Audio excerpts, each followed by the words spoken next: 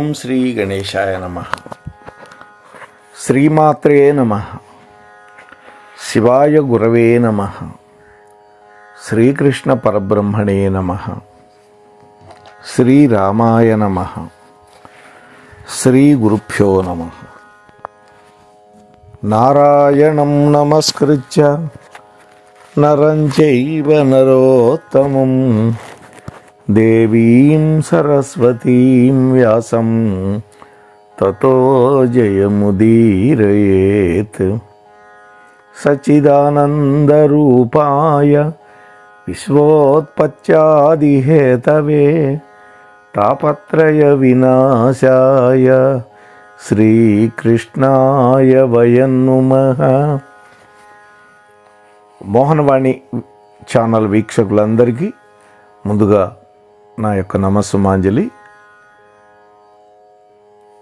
శ్రీ నారాయణ భట్టతిరి ప్రణీతమైనటువంటి నారాయణీయ కావ్యంలో ఈ రోజున మనం 27వ భాగంలోకి ప్రవేశిస్తున్నాం. ఇందులో 23వ దశకాన్ని చెప్పుకుందాం. ఇందులో దక్షుడి యొక్క చరిత్ర, చిత్రకేతు ఉపాఖ్యానం, వృత్రాసుర వధ, సప్త మరుద్గణాల యొక్క ఉత్పత్తి, ఆవల ప్రాచేతసుడు దక్షుడాత్మ సృష్టి వృద్ధికై నిన్ను గొల్వ ఆవిర్భవించి 8 భుజములను వరమిడి యసిక్నియను వధూమణినిచ్చినావతనికి ఈశా. ఓ కృష్ణ, ప్రాచీన బర్హికి 10 మంది కొడుకులు. వాళ్ళల్లో ఒక కుమారుడు దక్షుడు.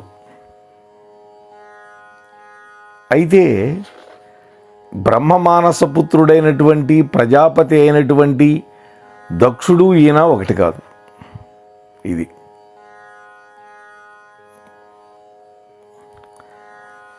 అతడు మనస్సు చేతనే సృష్టి గావించి ఆ సృష్టి ఇంకా పెంపొందించాలని కోరుకొని నిన్ను సేవించాడు. నీవు కూడా అష్టభుజాలతోటి సాక్షాత్కరించావు. వరమిచ్చి పంచజనుడి యొక్క కుమార్తె అయినటువంటి అసిక్ని అనేటువంటి కన్యని భార్యగా ఇచ్చావు. ఈ దక్షుడు వేరు, ఆ దక్షుడు వేరు. వీని కుమారులొక్క 10 వేవురు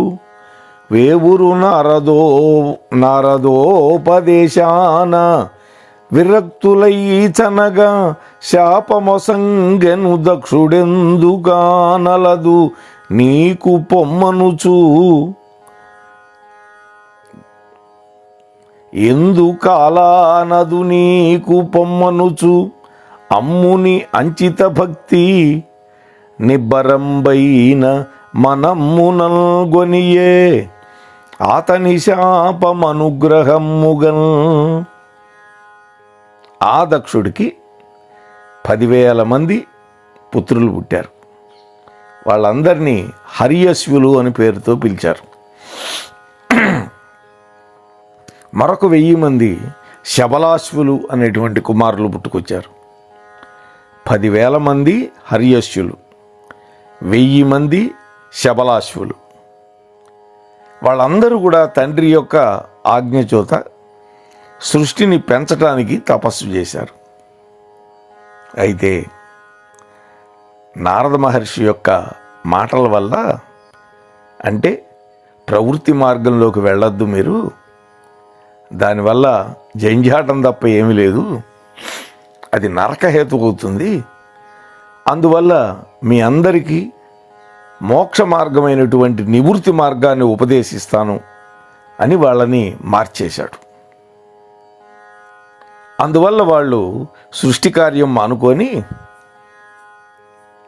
నిన్ను ఆశ్రయించి కృష్ణ వాళ్ళు మోక్షాన్ని పొందారు. అందుకని దక్షుడు కోపం వచ్చింది. 11,000 కుమారులని నాకు కాకుండా చేస్తావా?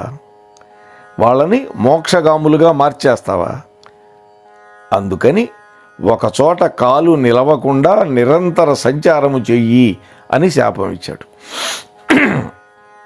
అప్పటి నుంచి నారద మహర్షి త్రిలోక సంచారి అయిపోయినాడు. అయితే భక్త శిరోమణి కాబట్టి నారదుల వారు ఆ శాపాన్ని అనుగ్రహంగా భావించాడే తప్ప దాన్ని ఒక శిక్షగా భావించలేదు. అంటే ఈ మూలకంగా 3 లోకాలు తిరిగి లోక కళ్యాణానికి పాటుపడచ్చు అనుకున్నాడు నారద మహర్షి. మహాత్ములు ఎప్పుడు కూడా ఒక చెడ్డ దాంట్లో కూడా మంచిని వెతుక్కుంటారు. ఆ తర్వాత దక్షుడు దితి అదితి మొదలైనటువంటి 60 మంది కూతుర్ల ద్వారా స్థావర జంగమ సృష్టిని చేస్తూ ఉన్నాడు. స్థావరములు అంటే కదలకుండా ఉండేవి, జంగమములు అంటే కరచరణాదులతో కదులుతూ ఉండేవి. అప్పుడు దక్షుడి యొక్క దౌహిత్రుడు దితి యొక్క కుమారుడైనటువంటి త్వష్ట అనేటువంటి వాడికి విశ్వరూపుడు అనేటువంటి వాడు పుట్టాడు. అంటే నీ స్తోత్రం వల్ల నారాయణ రూప కవచాన్ని ఇంద్రుడికి అంగరక్షగా ఇచ్చి అతనికి దేవాసుల యుద్ధంలో జయం చేకూర్చాడు. ఆ విశ్వరూపుడు అనేవాడు నారాయణ కవచాన్ని ఇచ్చాడు. ఇక్కడ కవచము అంటే అదేదో ఒంటికి తొడుక్కునేది కాదు, అది ఒక స్తోత్రం, అదొక మంత్రపూతమైన స్తోత్రం. ఆ స్తోత్రాన్ని నేర్పించాడు ఎవరికి? దేవేంద్రుడికి. దాంతో అతనికి యుద్ధంలో జయం చేకూరింది. కొడుకును గోరి అంగిరసుగొల్చి తదీయ కృపోవలబ్ధి చేబడసిన పుత్రు శత్రువుల పాల్పడి కోల్పడి సురసేన మేలెడు దొర చిత్రకేతు వెనలేని విషాదము నుండి మోహము గుడిచెను నీదు మాయపై కొన్న తరంబగునే తరింపన్. చిత్రకేతు యొక్క కథ చెబుతున్నాడు ఇక్కడ. వాస్తవానికి భాగవతంలో విస్తారంగా ఉంటాయి ఈ కథలన్నీ. సూరసేన దేశాల్లో చిత్రకేతుడు అనేటువంటి ఒక రాజు అగ్నిదేవుడి యొక్క తండ్రి అయినటువంటి అంగిరసుడి యొక్క ప్రభావం వల్ల ఒక పుత్రుని కన్నాడు. అయితే అతనికి చాలామంది భార్యలు ఉన్నారు. ఒక భార్యకు పుత్రుడు పుట్టేసరికి మిగతా వాళ్ళకి అసూయ పుట్టింది. అందుకని ఆ సవతి తల్లులందరూ ఆ పిల్లవాడిని చంపేశారు.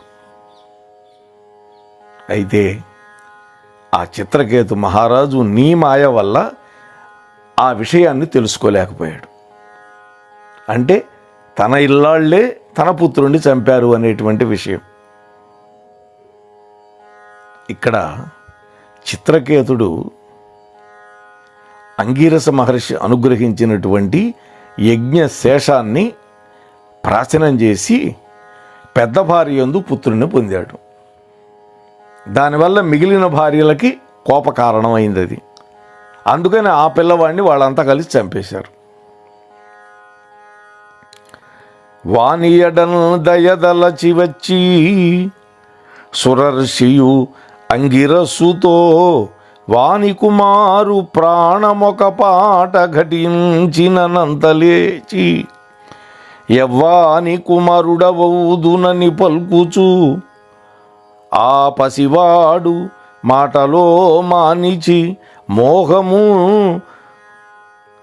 తమ సమర్చకు పురికొల్పే నాన్రుపు. ఆహా, ఆ పిల్లవాడు చనిపోయిన తర్వాత చిత్రకేతు మహారాజు భయంకరంగా ఏడుస్తూ ఉన్నాడు. అప్పుడు నారదుడు అంగిరసుడు అక్కడికి వచ్చారు. ఆ వచ్చినటువంటి ఆ మహాత్ములు తమ యొక్క మహామహిమతోటి ఆ చనిపోయినటువంటి కుమారుణ్ణి బతికించారు. వెంటనే ఆ బాలుడు నేను ఎవరి కొడుకుని అని అడిగాడు. అంటే ఈ జన్మలో నీ కొడుకును కావచ్చు, గత జన్మలో ఎవరెవరికి పుత్రుడిగా పుట్టానో నాకే తెలియదు, నువ్వు ఏ జన్మలో తండ్రివి అని అడుగుతున్నాడు. ఈ మాటల వల్ల రాజుగారి యొక్క అజ్ఞానం పోయింది. ఆ తరువాత ఆ మహారాజుని నారద మహర్షి కృష్ణ నీ సేవలో నియోగించాడు. అంటే భగవంతుడి యొక్క భక్తిలోకి నిమగ్నం చేశాడు. అయితే తండ్రి కొడుకుల యొక్క సంబంధం ఉపాధి వల్ల కానీ పరమార్థం వల్ల కాదని తెలుసుకొని ఆ విధంగా జ్ఞాన మార్గంలోకి ప్రయాణం చేశాడు. అక్కడ బతికినటువంటి పిల్లవాడు కూడా తండ్రికి జ్ఞానోదయాన్ని కలిగించాడని మనం అర్థం చేసుకోవాలి.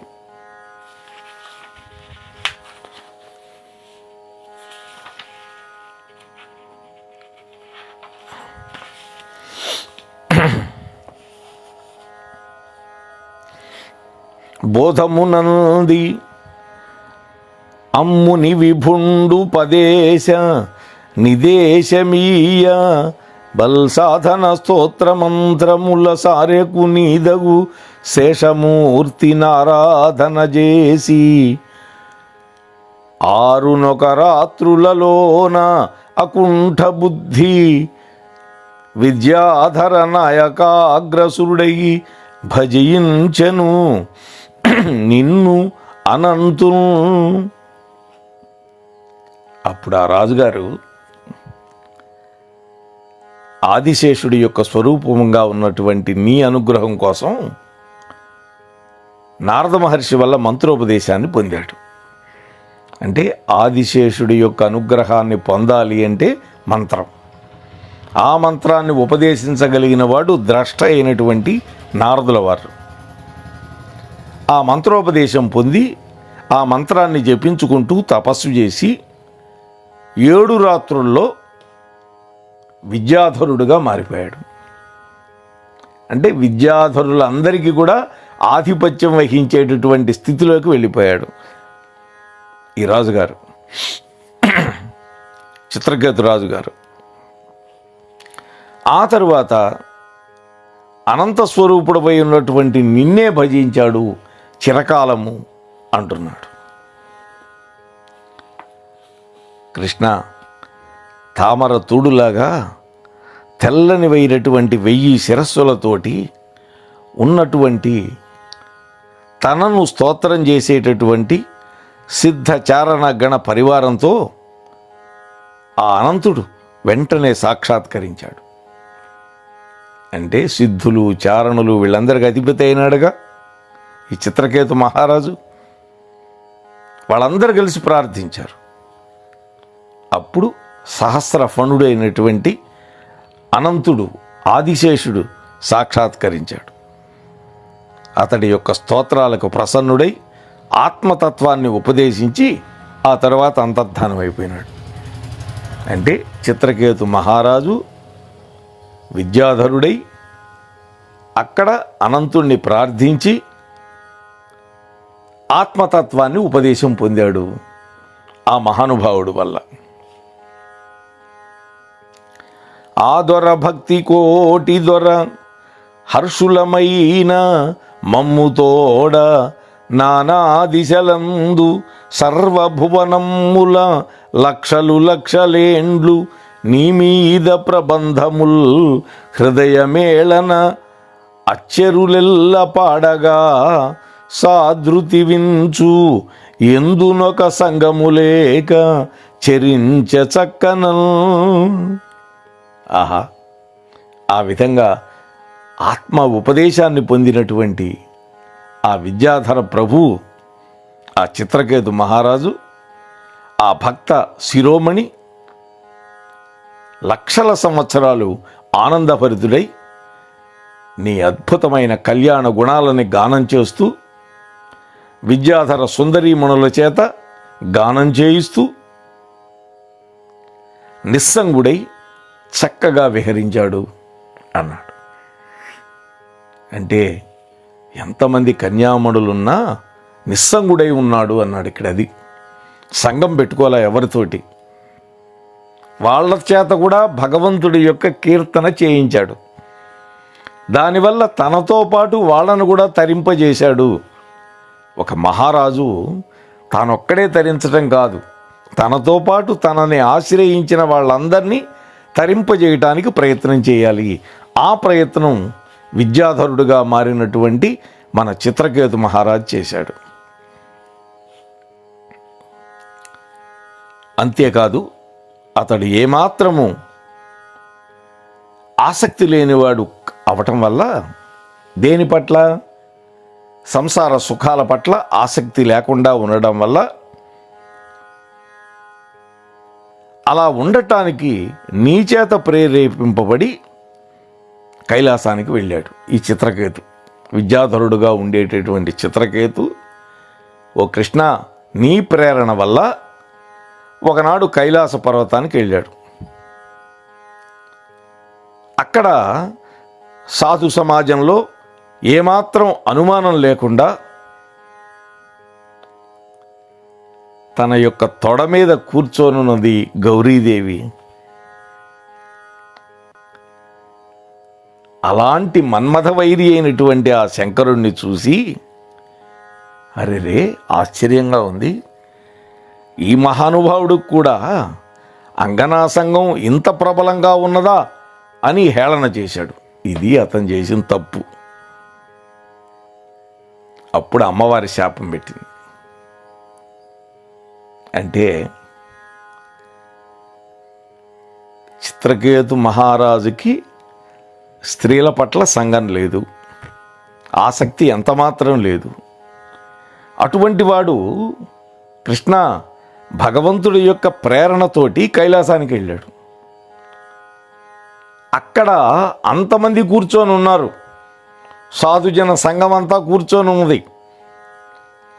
ఆ సమయంలో గౌరీదేవి పరమేశ్వరుడి యొక్క అంకసీమలో కూర్చొనుంది, ఊళ్ళో కూర్చొనున్నది. అందులో ఇక్కడ ఇంకొక మాట వేశాడు, మన్మథవైరి అయినటువంటి శంకరుడు అన్నాడు. మన్మథుణ్ణే దహించగలిగినటువంటి వాడు అంగనాసంగం ఇంత ప్రబలంగా ఉన్నదేమిటి అని పరిహసించాడు, అవహేళన చేశాడు. అమ్మవారి కోపం వచ్చింది. చూసారా, వాళ్ళు ఆది దంపతులు. ఉమ శపియించే శాపమున కుల్కడుకింతయు శాపమోక్షమాయమనడుగండు వృత్రుడన ఆసురభావమునుంది ఇంద్రుగయ్యమునకు పిల్చి శత్రుడనగాతని ఆత్మ గురించి చెప్పి తద్భ్రమ తొలగించి నీ పరమధామముతాబడసే క్షణమున. ఆహా, అమ్మవారి శాపం వల్ల ఒక రాక్షసుడయ్యాడు. ఆ రాక్షసుడు ఎవరో కాదు, వృత్రాసురుడు. చూసారా, అమ్మవారు శాపం పెట్టింది. అమ్మవారు శపించినా కూడా వాడు ఒక్కింత కూడా ఉలకలేదు, బాధపడలేదు, శాప విమోచనం కూడా అడగలేదు. వెంటనే అమ్మవారి శాపం వల్ల వృత్రాసురుడు అనేటువంటి అసురభావాన్ని పొందాడు. ఇంద్రుణ్ణి యుద్ధానికి పిలిచాడు. ఇంద్రుడు తనకు శత్రుడు అనేటువంటి భావం మనస్సులో లేకుండా ఆత్మతత్వాన్ని చెప్పాడు. నారదుల వారి దగ్గర ఉపదేశం పొందాడుగా ఆత్మతత్వం. ఆ ఆత్మతత్వాన్ని దేవేంద్రుడికి చెప్పాడు. తద్వారా దేవేంద్రుడికి భ్రమ తొలగించాడు. చివరికి ఇంద్రుడి చేతిలో మరణించి నీ యొక్క పరమధామాన్ని పొందాడు క్షణకాలంలో అంటున్నాడు. అంటే శాపం పొందినా కూడా ఏమాత్రం తొట్టుపాటు లేకుండా, శాప మోక్షాన్ని అడగకుండా వృత్రాసురుడిగా పుట్టి దేవేంద్రుడితో యుద్ధం చేసి ఆత్మతత్వాన్ని ఉపదేశించటం వల్ల యుద్ధంలో తన శత్రువైన ఇంద్రుడు కూడా భ్రమను పోగొట్టి చివరికి నీ స్థానానికి చేరుకున్నాడు. ఇక్కడ కృష్ణ దక్షుడి కశ్యప ప్రజాపతి భార్య అయినటువంటి దితి నిన్ను సేవించి తన భర్త అయినటువంటి కశ్యపుణ్ణి ప్రసన్నం చేసుకొని ఇంద్రుణ్ణి సంహరించగలిగినటువంటి పుత్రుణ్ణి కోరి గర్భవతి అయింది. కానీ ఒక విపరీతం జరిగింది. ఇంద్రుడు ఆ సమయంలో పిన్ని నీకు సేవ చేస్తాను అని వచ్చాడు. వేచి ఉన్నాడు. గర్భం ధరించి ఉండటం వల్ల, అలసిపోయటం వల్ల ఒకరోజు లఘుశంఖకు వెళ్ళొచ్చి కాళ్ళు చేతులు కడుక్కోకుండా గడప మీద తలబెట్టుకొని పడుకుంది. ఇది ఆమె చేసిన తప్పు. భర్త చెప్పాడు, అశుచిత్వానికి ఎప్పుడు కూడా నువ్వు లోను కాకూడదని. దాన్ని అవకాశంగా తీసుకొని దేవేంద్రుడు సూక్ష్మ రూపంలో ఆమె గర్భంలోకి వెళ్ళిపోయాడు. ఆ పిండాన్ని 7 ముక్కలు చేశాడు. వాళ్ళు మారుదా మారుదా మారుదా అని అంటున్నారు. అంటే మమ్మల్ని నరకద్దని. ఏమిట్రా 7 ముక్కలు చేసినా కూడా వీళ్ళు బతికే ఉన్నారు అని మళ్ళీ ఒక్కొక్క ముక్కని 7 చొప్పున 49 ముక్కల కింద కొట్టాడు. చూసారా? ఆ 49 మంది గట్టి పిండాలు. అప్పటి నుంచే వచ్చింది గట్టి పిండం అని. ఆ తర్వాత ఇంద్రుడు బయటకు వచ్చి ఆ పినతల్లి యొక్క కాళ్ళ మీద పడి నా తప్పు క్షమించు అని వేడుకున్నాడు. క్షమాగుణం ఎక్కువ ఆడవాళ్ళకి. ఆమన్నది, ఈ నా 49 మంది పుత్రులకి మంచి పదవులు ఇవ్వు అన్నది.